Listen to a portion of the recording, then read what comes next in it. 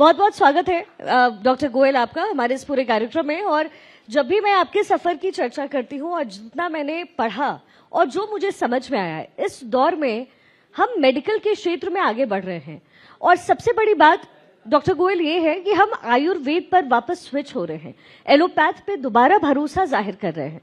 जब आपने इस सफर की शुरुआत की तो आपके जहन में क्या था?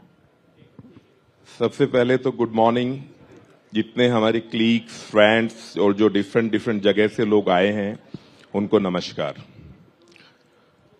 विकसित भारत 2047 एक प्राइम मिनिस्टर हमारे यशस्वी प्रधानमंत्री मोदी जी का एक सपना है, जिसमें कहीं ना कहीं भारत 24 चैनल का एक बहुत बड़ा रोल है, जो अलग अलग प्लेटफॉर्म पर अलग अलग डिग्निटी को बुलाकर इस सफर को आगे कर रहा है।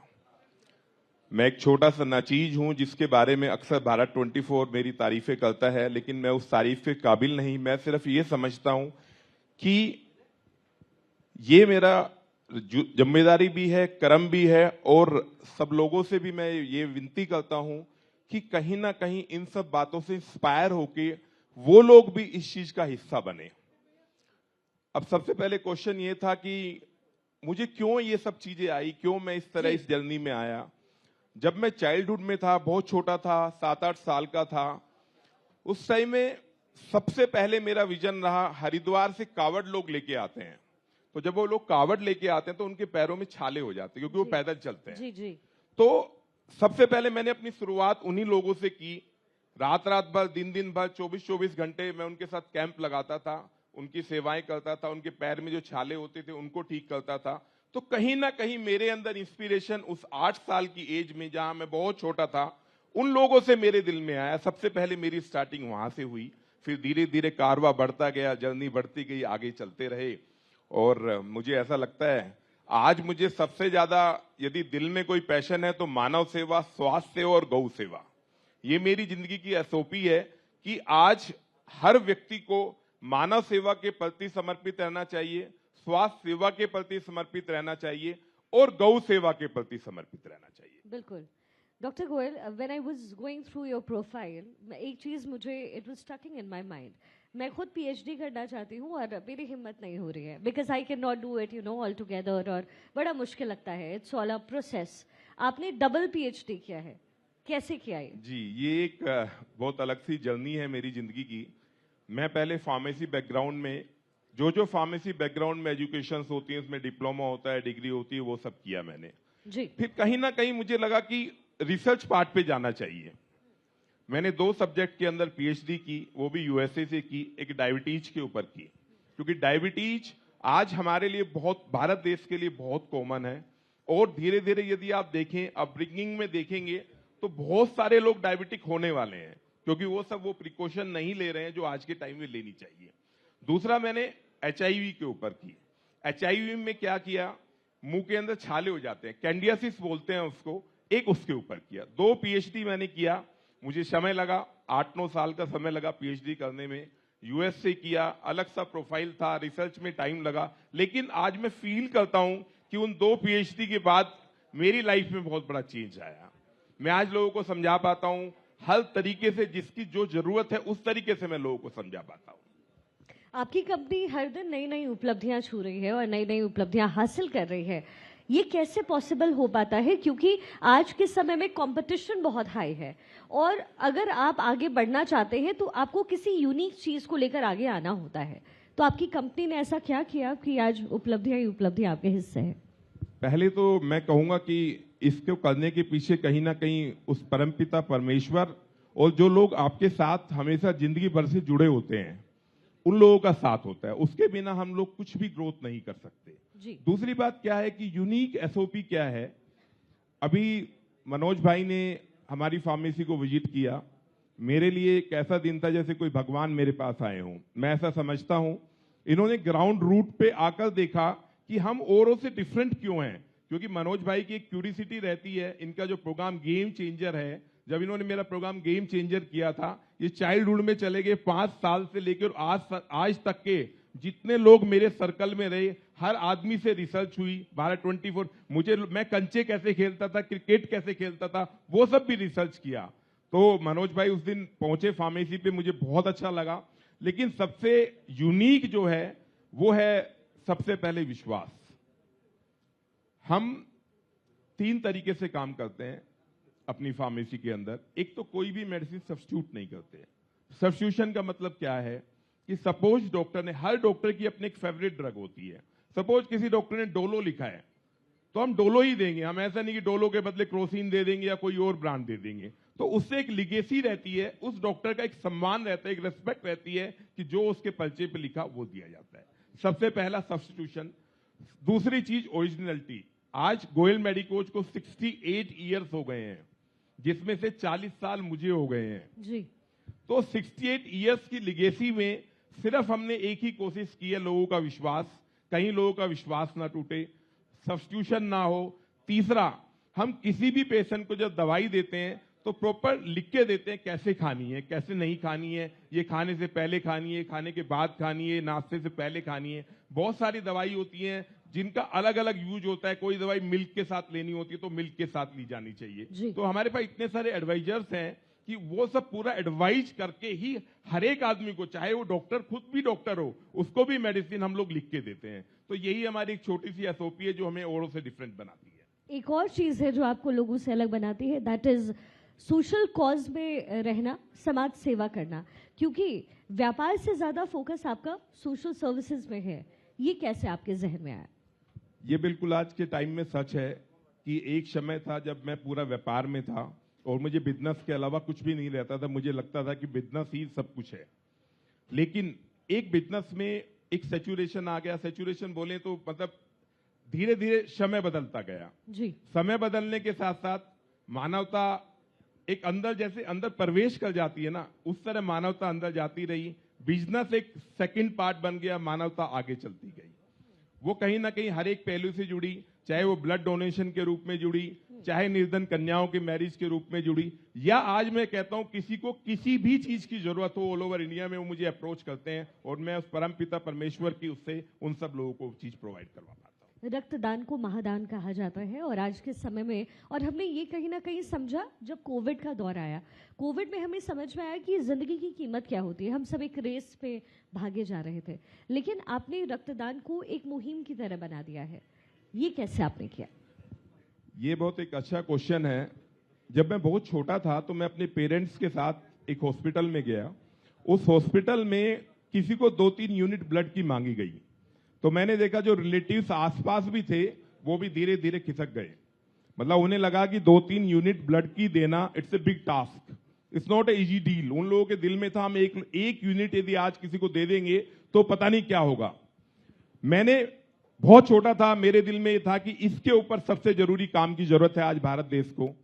हम लोगों ने उस पर काम किया, धीरे धीरे ब्लड डोनेशन कैंप लगाने शुरू किए और आप लोग सरप्राइज होंगे, इस 6 जुलाई, ये जो 6 जुलाई इस बार गई है 2024 में, हमने अपने भारत देश को Guinness book of world record में दर्ज कराया, आज तक का सबसे बड़ा कैंप। और लोग सुबह 8 बजे लंबी लाइन में लगे हुए थे। आज के समय में बहुत डिफरेंट है कि ब्लड डोनेशन के लिए 8 बजे लोग लाइन में लगे हों और वो कैंप रात को 12 बजे तक चलता रहा। उस कैंप में बहुत डिफरेंट चीजें थी। करीबन 42,000 लोगों ने उस ब्लड डोनेशन कैंप में कंट्रीब्यूशन किया। जिन जिनको जो प्रोटोकॉल के तहत नहीं डोनेशन कर सकते थे उनको हमने अलग किया, जैसे कोई डायबिटिक है या किसी का एचबी कम है, उन सब लोगों को अलग किया। उसके बाद इतने लोग थे कि हम लोग उनको कैटर नहीं कर पाए। 400 बेड एक बार में डोनेट करा रहे थे। ये एक सपना है कि 400 लोग एक टाइम में डोनेशन कर रहे हो, वो भी ब्लड डोनेशन।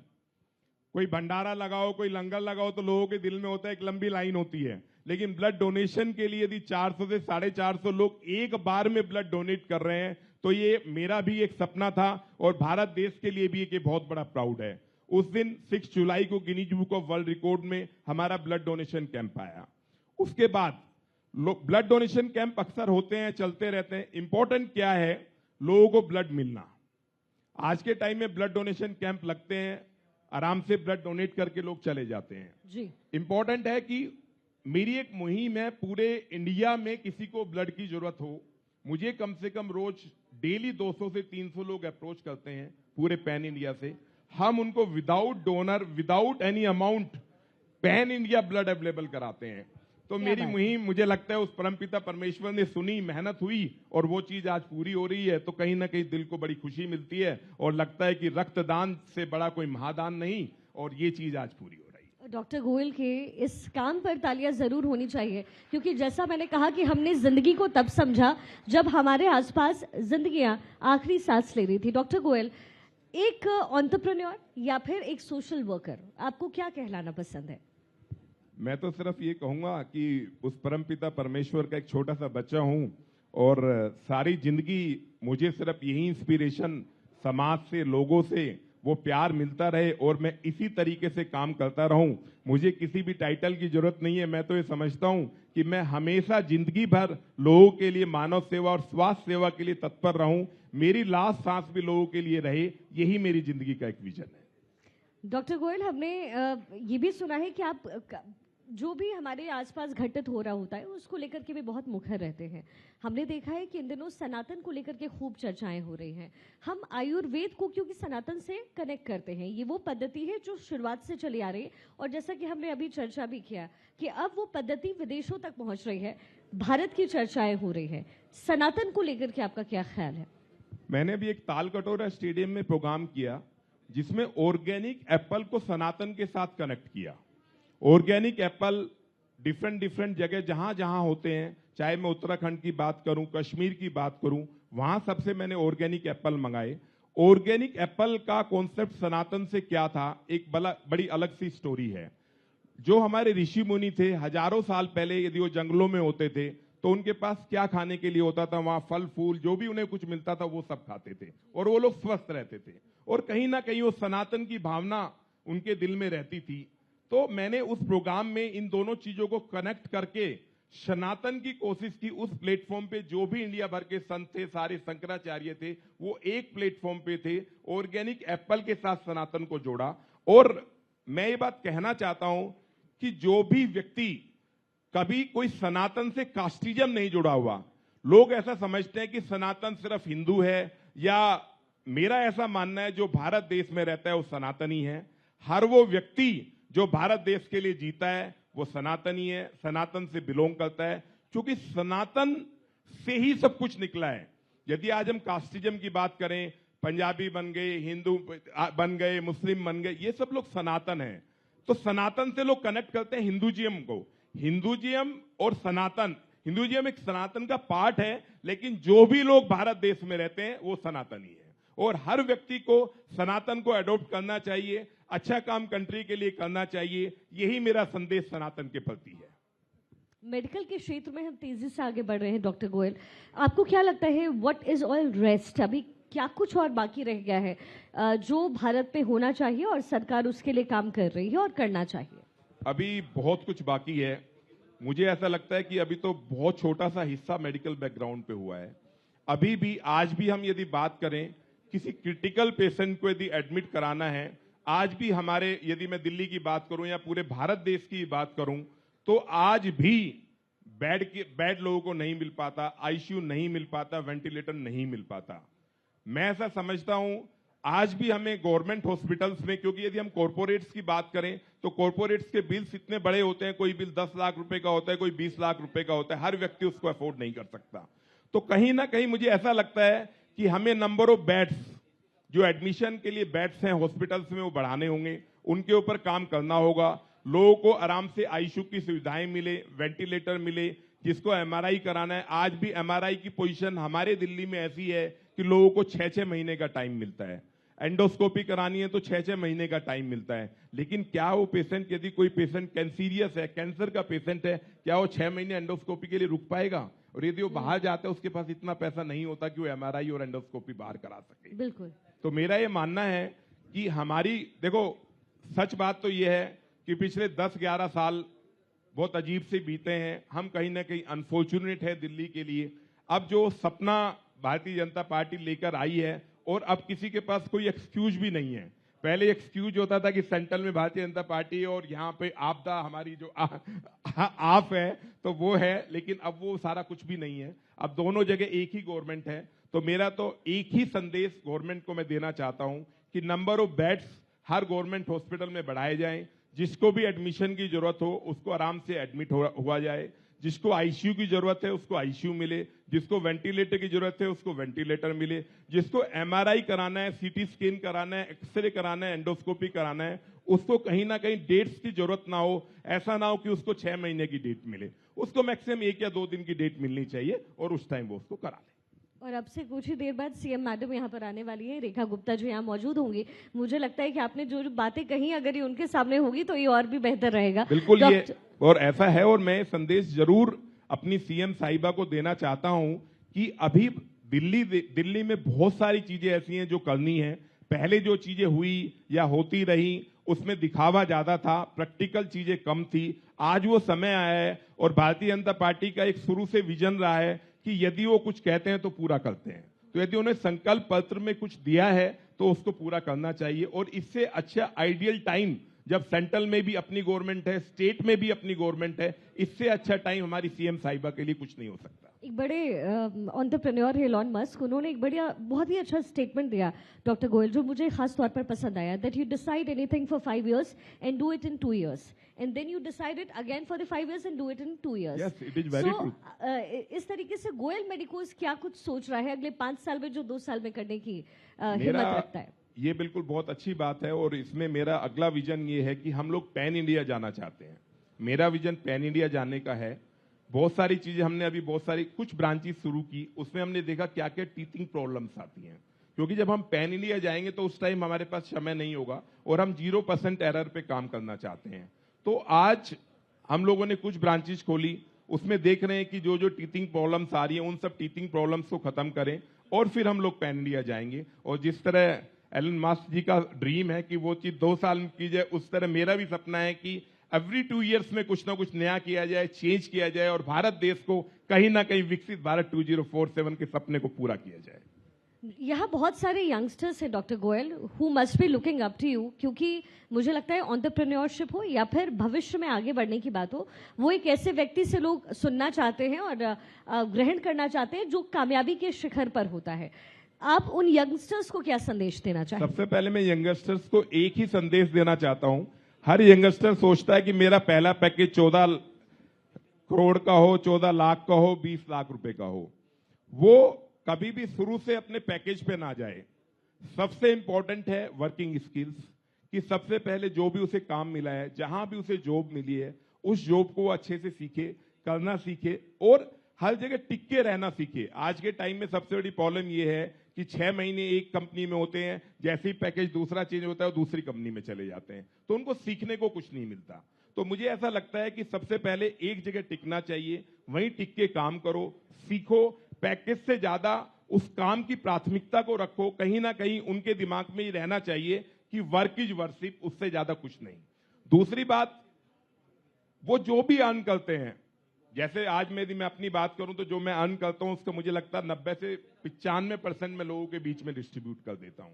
और मेरा यह भी मानना है कि एक हाथ से दूसरे हाथ को दान पता नहीं चलना चाहिए।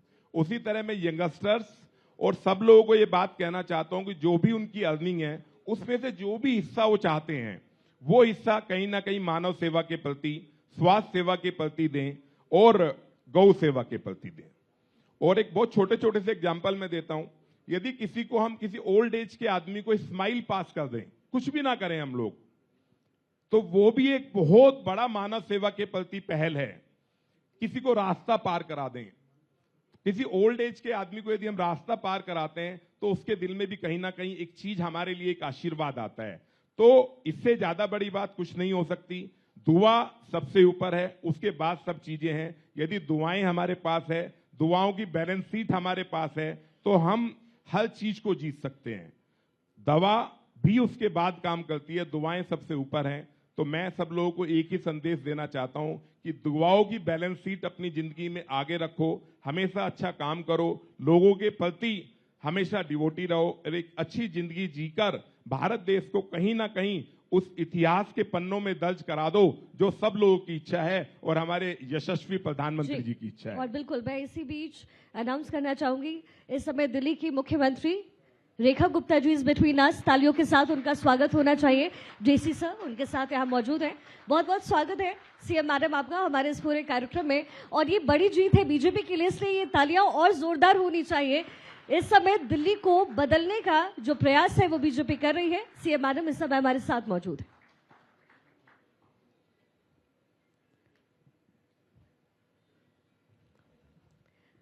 तो डॉक्टर गोयल, मैं आपसे इसके विषय में ही चर्चा कर रही थी कि स्वास्थ्य के क्षेत्र में क्या बदलाव आया, और जैसा कि मैंने आपसे प्रॉमिस किया था सीएम मैडम होंगी यहाँ पर, दिल्ली में किस तरीके से स्वास्थ्य सेवा और आगे बढ़े, क्या बदलाव स्वास्थ्य के क्षेत्र में और संभव है, इस पर अगर आप। सबसे पहले तो मैं सीएम साहिबा और अपनी बड़ी बहन रेखा गुप्ता जी का स्वागत करता हूं। कल मैं उनके बेटे का एक इंटरव्यू सुन रहा था। उनका बेटे ने एक इंटरव्यू, इतना अच्छा इंटरव्यू दिया कि मेरी मामा का एक सपना था, हमारी फैमिली में कोई भी पॉलिटिकल नहीं था, मेरी मामा ने सब चीजें सेल्फ क्रिएट की हैं। तो आज के टाइम में ये सब चीजें सेल्फ क्रिएट करना ये एक इनोवेशन है जी। दूसरा, मेरी बहन सीएम साहिबा आज जो काम कर रही हैं, जिस तरह मोदी जी का एक विजन है 24 घंटे में से ये नहीं पता कि 22 घंटे वो कहां है, उसी तरह सीएम साहिबा का ये नहीं पता कि वो सुबह कहां है, दोपहर कहां है, रात कहां है जी। तो मैं जो एक भारतीय जनता पार्टी का एक संकल्प था कि दिल्ली में यदि भारतीय जनता पार्टी आएगी तो हम दिल्ली को बदल देंगे, मुझे ऐसा लगता है कि वो दिन दूर नहीं जब दिल्ली को किसी भी कंट्री के किसी भी स्टेट से आप कंपेयर करेंगे, दिल्ली बिल्कुल डिफरेंट होगा। 11-12 साल की जो आपदा थी वो खत्म हो गई और कहीं ना कहीं हमारी बड़ी बहन सीएम साहिबा रेखा गुप्ता जी दिल्ली को बदल देंगी, ये मेरा पूर्णता विश्वास है। और विकसित भारत 2047 में जो यशस्वी प्रधानमंत्री मोदी जी का सपना है वो 100% पूरा होगा। बिल्कुल डॉक्टर गोयल, और इसी उम्मीद के साथ इस समय दिल्ली की जनता है। बहुत बहुत शुक्रिया वसंत गोयल जी आपका हमारे इस कार्यक्रम में शामिल होने के लिए। और एक बार फिर से जोरदार तालियां होनी चाहिए। सीएम साहिबा is between us, Rekha Gupta ji हमारे साथ इस समय।